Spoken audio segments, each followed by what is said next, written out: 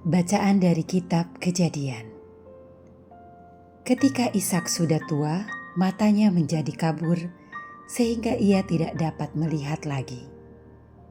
Pada suatu hari, ia memanggil Esau anak sulungnya dan berkata kepadanya, "Anakku," sahut Esau. "Ya Bapa." Berkatalah Ishak,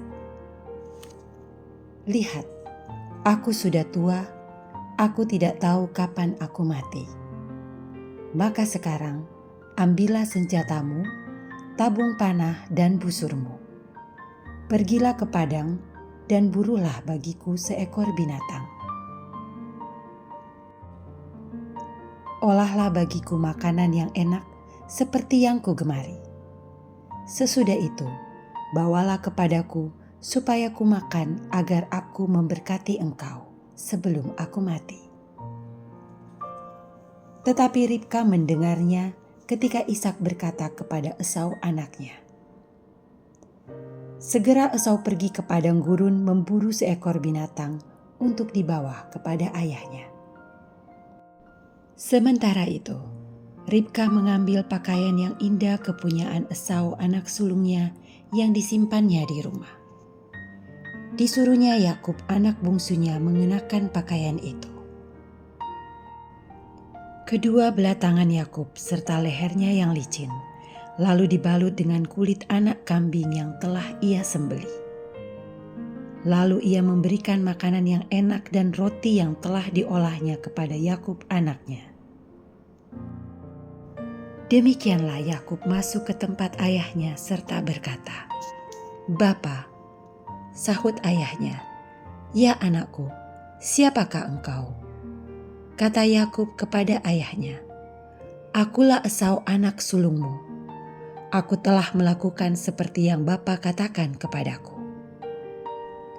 Bangunlah, duduklah dan makanlah daging buruan masakanku ini. Lalu berkatilah aku." Lalu Ishak berkata kepada anaknya, "Lekas juga engkau mendapatnya, anakku." Jawab Yakub, "Karena Tuhan Allahmu membuat aku mencapai tujuanku."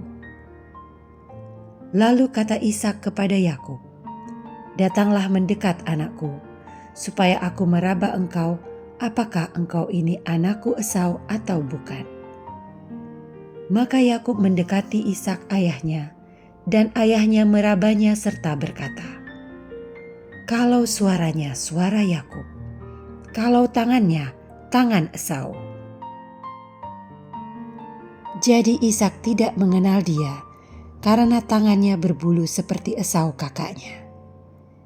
Ishak hendak memberkati dia, tetapi masih bertanya, "Benarkah engkau ini anakku Esau?" Jawabnya, "Ya." Lalu berkatalah Ishak, "Dekatkanlah makanan itu kepadaku, supaya ku makan daging buruan masakan anakku, agar aku memberkati engkau."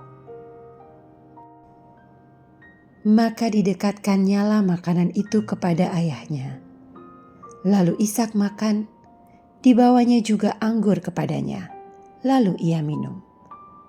Berkatalah Ishak kepadanya, "Datanglah dekat-dekat dan ciumlah aku anakku." Yakub lalu mendekat dan mencium ayahnya.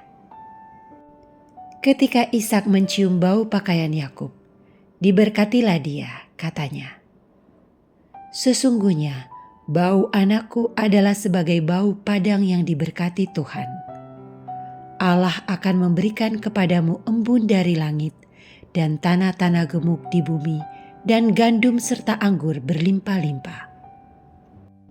Bangsa-bangsa akan takluk kepadamu dan suku-suku bangsa akan sujud kepadamu.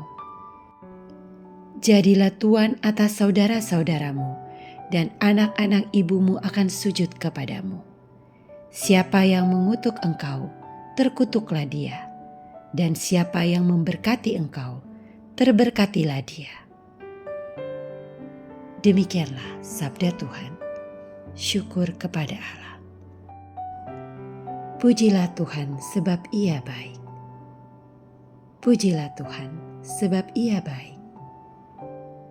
Pujilah nama Tuhan, Pujilah hai hamba-hamba Tuhan, hai orang-orang yang datang melayani di rumah Tuhan, di pelataran rumah Allah kita. Pujilah Tuhan, sebab Ia baik. Pujilah Tuhan, sebab Tuhan itu baik. Bermazmurlah bagi namanya, sebab namanya itu indah. Sebab Tuhan telah memilih Yakub baginya, Ia memilih Israel menjadi milik kesayangannya. Pujilah Tuhan, sebab Ia baik. Sesungguhnya aku tahu bahwa Tuhan itu maha besar, bahwa Tuhan kita itu melebihi segala dewata. Tuhan melakukan apa yang dikehendakinya di langit dan di bumi, di laut dan di segenap samudra raya. Pujilah Tuhan, sebab Ia baik. Injil suci menurut Matius. Dimuliakanlah Tuhan. Sekali peristiwa, datanglah murid-murid Yohanes kepada Yesus dan bertanya, "Kami dan orang Farisi berpuasa, tetapi mengapa murid-murid-mu tidak?" Jawab Yesus kepada mereka, "Dapatkah sahabat-sahabat mempelai laki-laki berduka cita selama mempelai itu bersama mereka? Tetapi akan tiba waktunya, mempelai itu diambil dari mereka, dan pada waktu itulah mereka akan berpuasa.